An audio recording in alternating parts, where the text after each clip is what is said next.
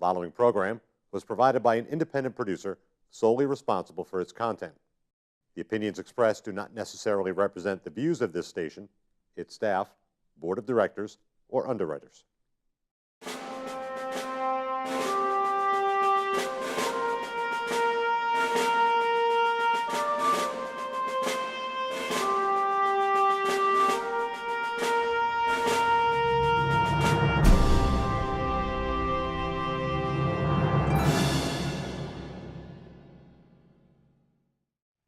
Hello and welcome to Perspectives.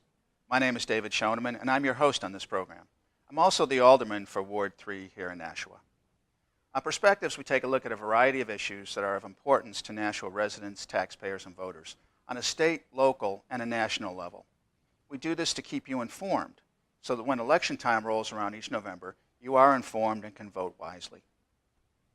Today we're going to take another look at a very important issue here in the city of Nashua, and that's public education and the funding and performance that are associated with our school district.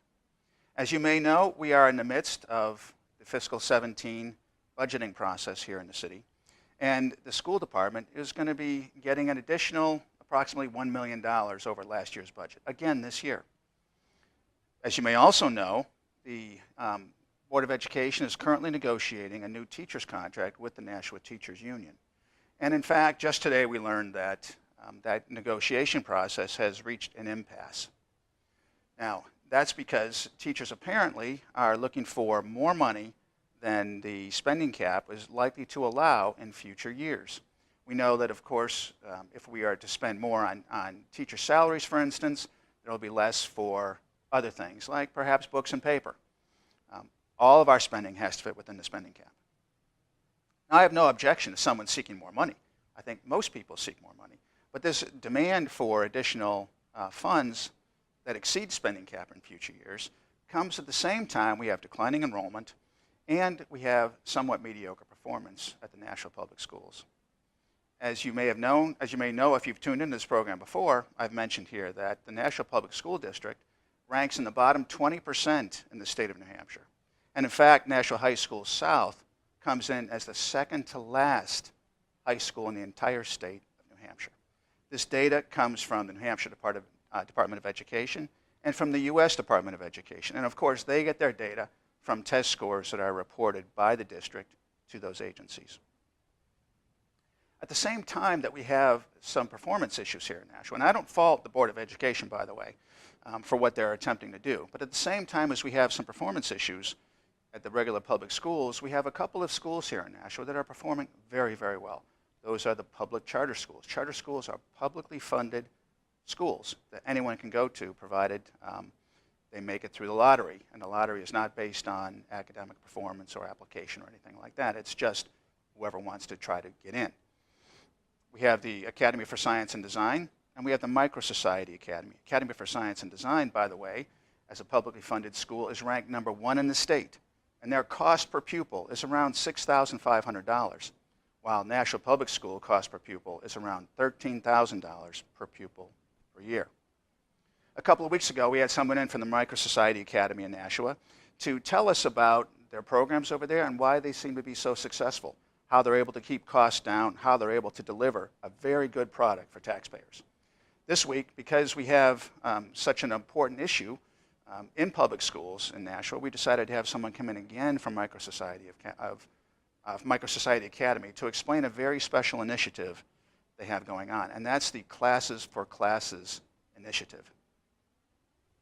I'm here today with Kate Dagianis, who is the guidance counselor at MicroSociety Academy and is the principal here at MicroSociety for advancing this new initiative, Classes for Classes.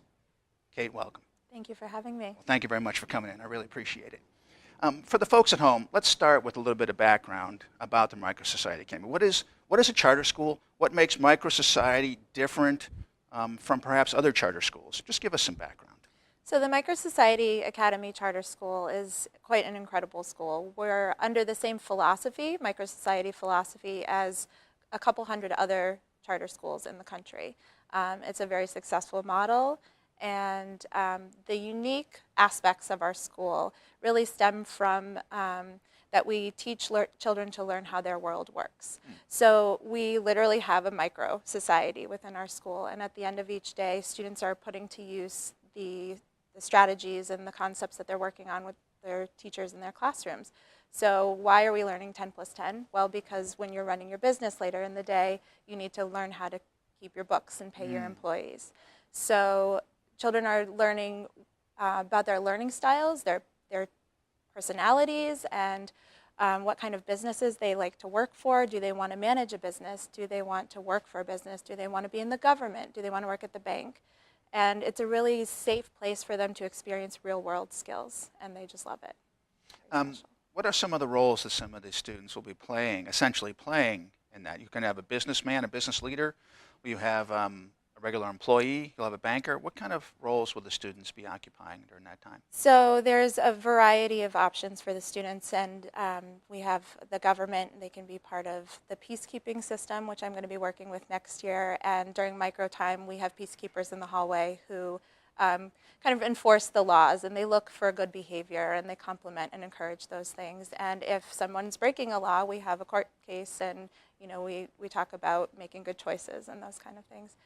You could also work at the bank and help manage businesses taking out loans. And a funny thing that reminds me of second grade students a few months back were talking about paying their taxes, and it actually reminded me that I needed to do the same. So they're having adult conversations in a really safe place and really exploring the real world. It's very cool. If a student is a banker on Monday, will he or she be a banker on Tuesday, or do they change their roles? So the roles can change. So they have options within the school year to explore different career paths and things like that. And this year we did 2 sections, and after we closed out businesses the first time they reopened.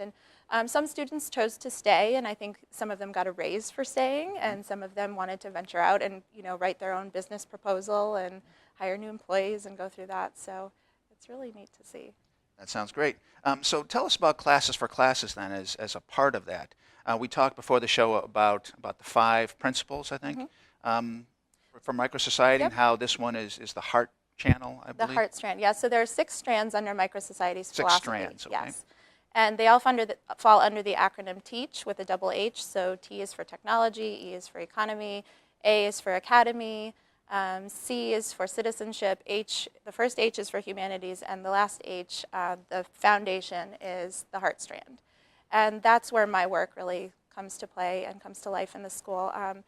Every week I see each class, all the students in the school, for guidance lessons, and we work on social emotional learning and strategies to have a more successful day and how to collaborate and just learn how to be really good people.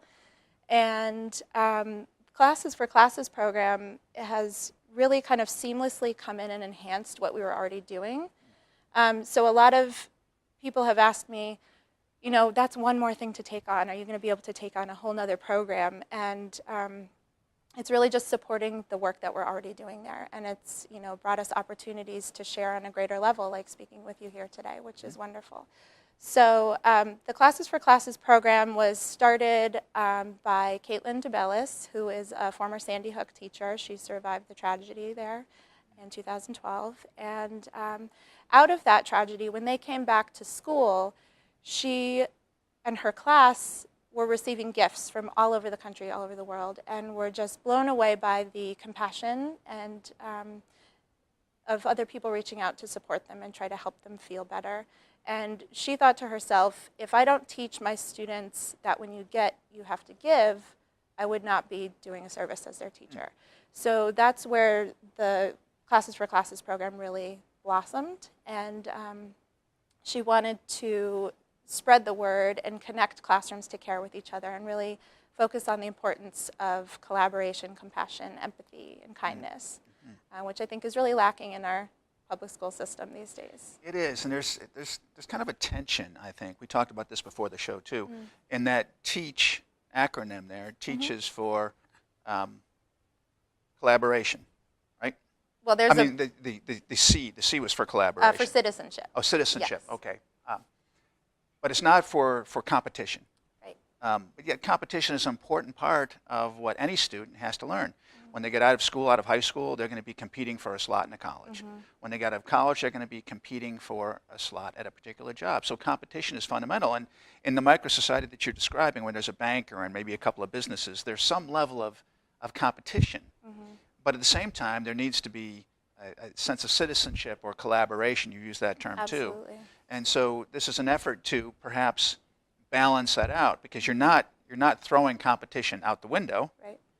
but you're trying to teach that collaboration is useful too. Yeah, I think we have a really healthy platform for that at our school, because students get to safely explore who they are as a person and where their strengths are, versus in a typical public school education, which was my experience, you end up on the other side of college wondering who you are and take time Right. to figure that out.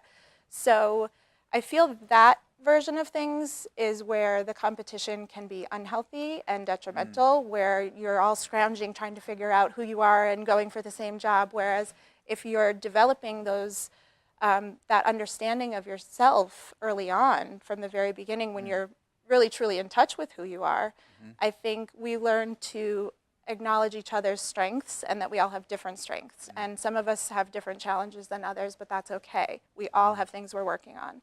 And so it's a really healthy form of competition, and it's more encouraging of each other. I see kids supporting each other and boosting each other up and redirecting each other to try again when something doesn't work out. So That's a very good point. I think the idea of trying to find who you are at an early age.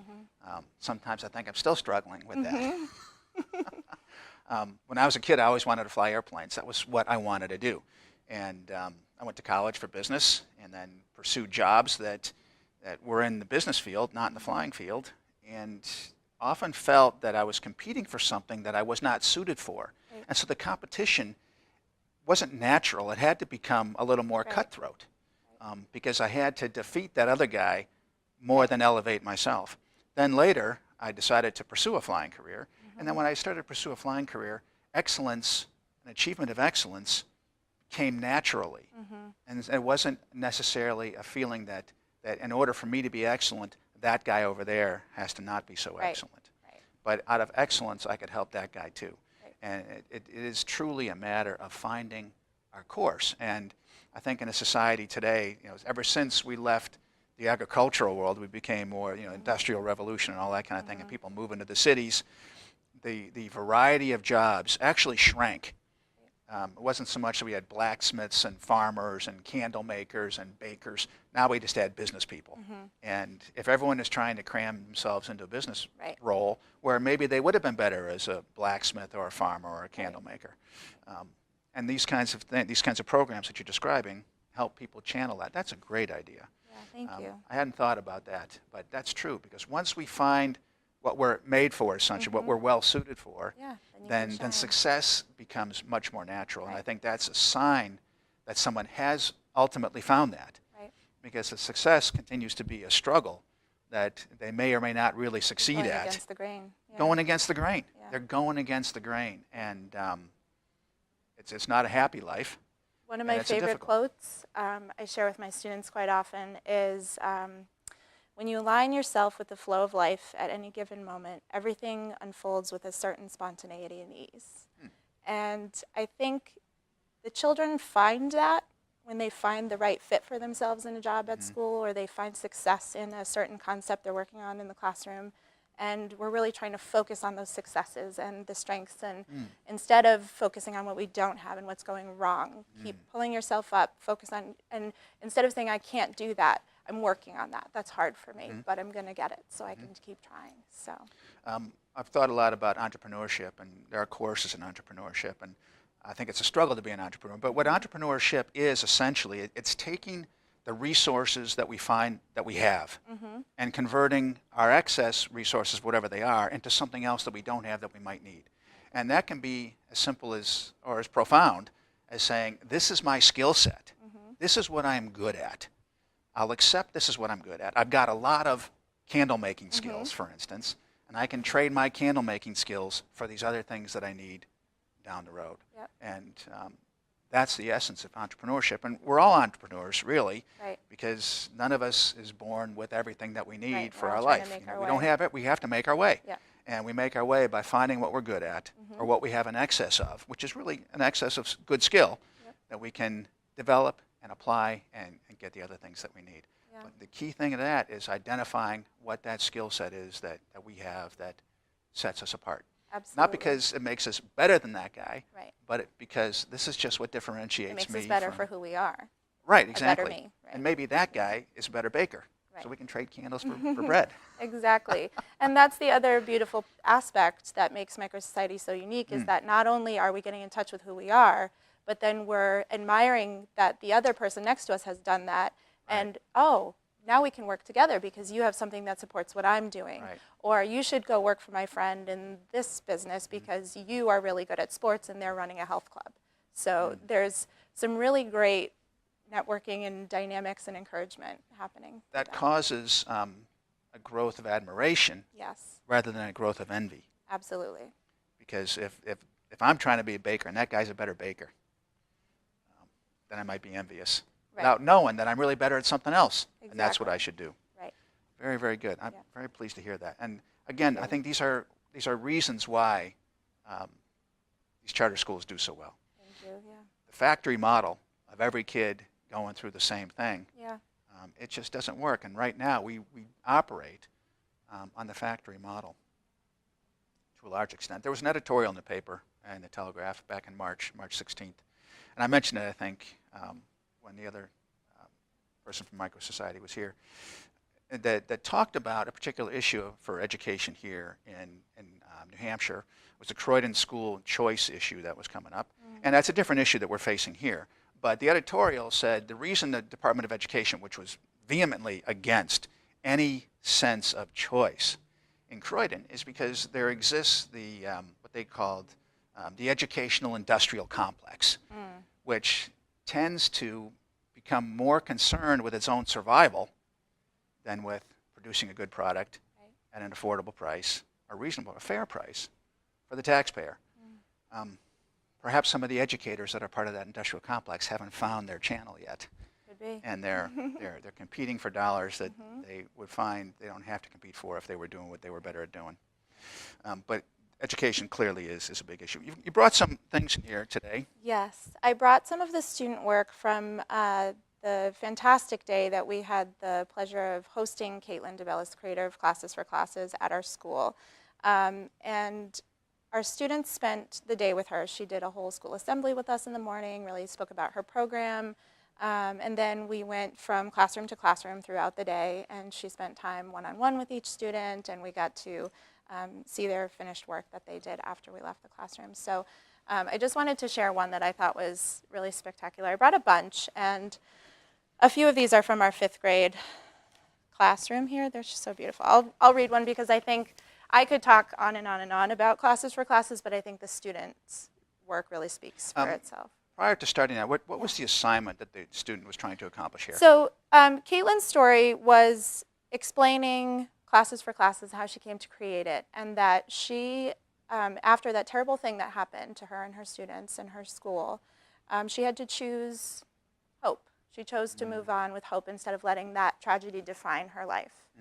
And really beautiful things have come out of that for her, and we're really lucky to have this collaboration. So the students were asked to explain why they choose kindness, and it's something that we talk about. It's a constant conversation at our school. Is that a kind choice? Some of the common language we use with kids. So Leah wrote, "I choose kindness because it is the foundation of society. Without kindness, life would be much worse, but life would be much better if we had more kindness. Kindness is an act that must be used 24/7. I have hope in kindness. Will you be kind? Will you choose kindness? I hope so." And she has Kindness Matters and the Classes for Classes building. And we're so lucky not only to be, to have Classes for Classes in our school as a wonderful platform to share this with on our project page at classesforclasses.org, so everyone can see the student work that's going on. And if you'd like to donate, you can go there as well. We're raising money for computers in our school.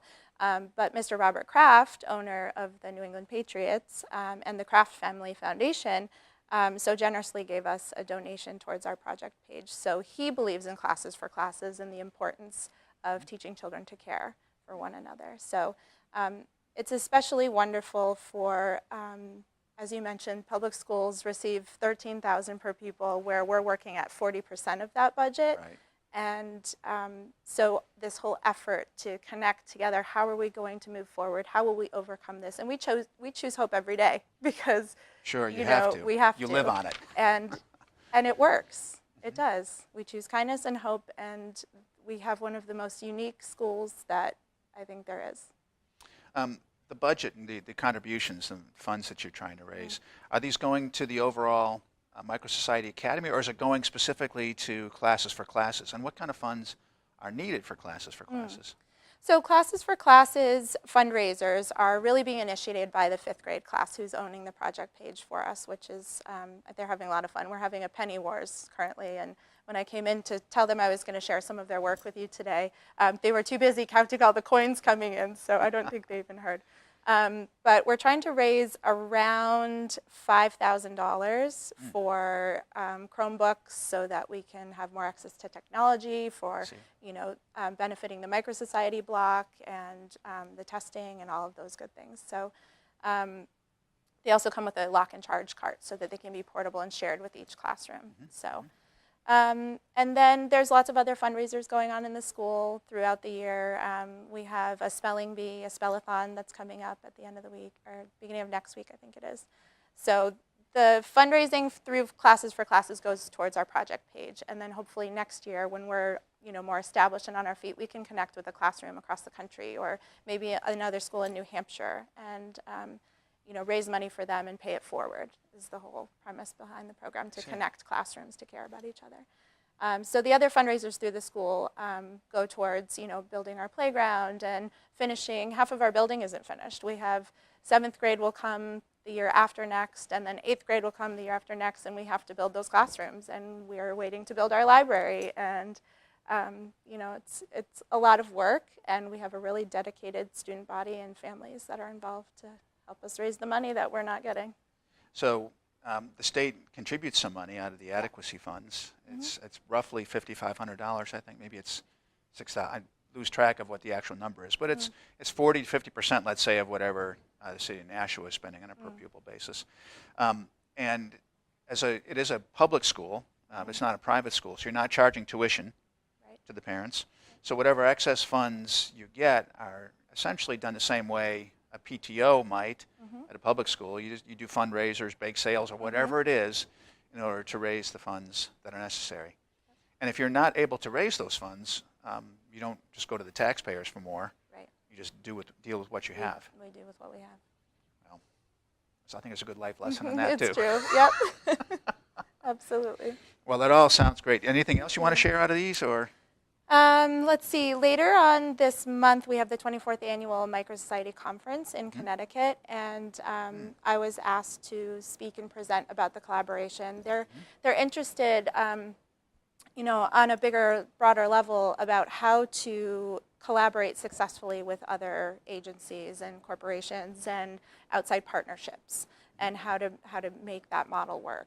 So they would like me to share my connection with Caitlin and Classes for Classes, and how that's really enhanced and supported the work that we were already doing in the school.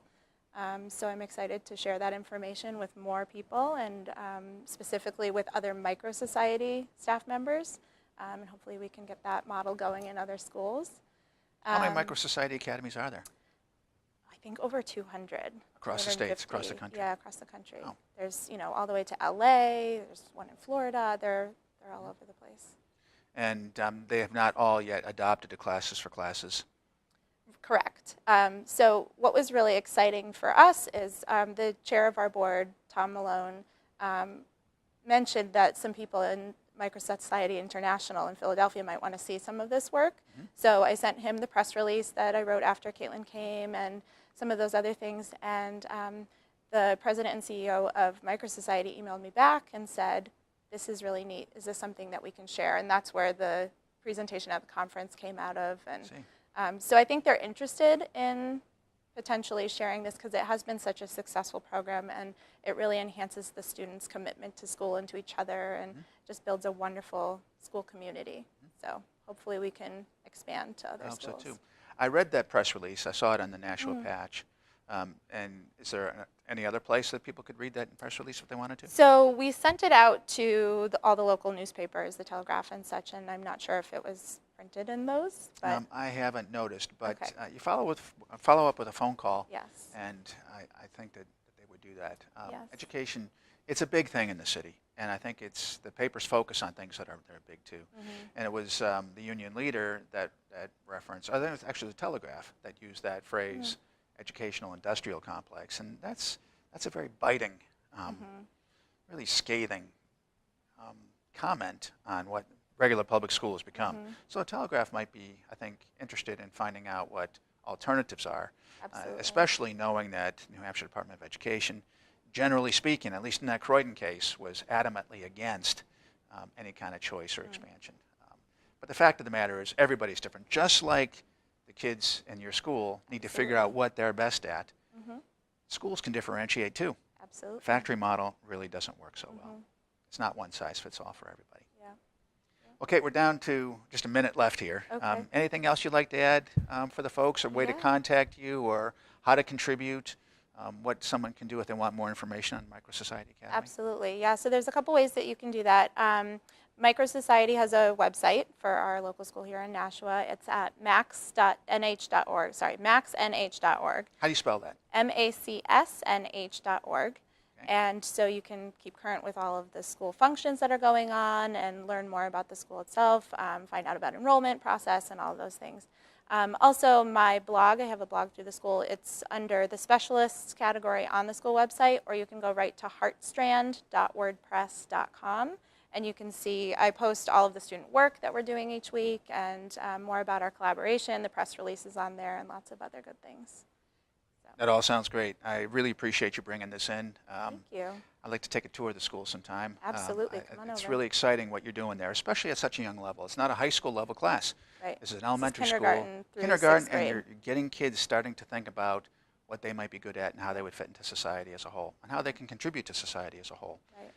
Be a contributor as opposed to simply a taker. Right. That sounds great. Thank you. Well, thank you very much for Thank coming you in. so I much really for having appreciate you me. being here. Time goes quickly. I appreciate it. Folks, I want to thank you, too, for tuning in once again to Perspectives. My name is David Schoeneman. I'm your host on this program. And I've been here with Kate from the MicroSociety Academy, who's been filling us in on Classes for Classes. If you have any questions or comments about the show, please send us an email at perspectivesnh@gmail.com. And in the meantime, we'll look forward to you joining us again for a future episode of Perspectives. And thank you once again for tuning in. Bye-bye.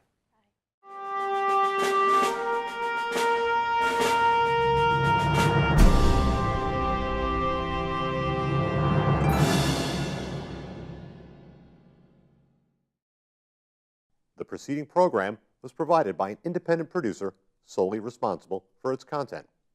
The opinions expressed do not necessarily represent the views of this station, its staff, board of directors, or underwriters.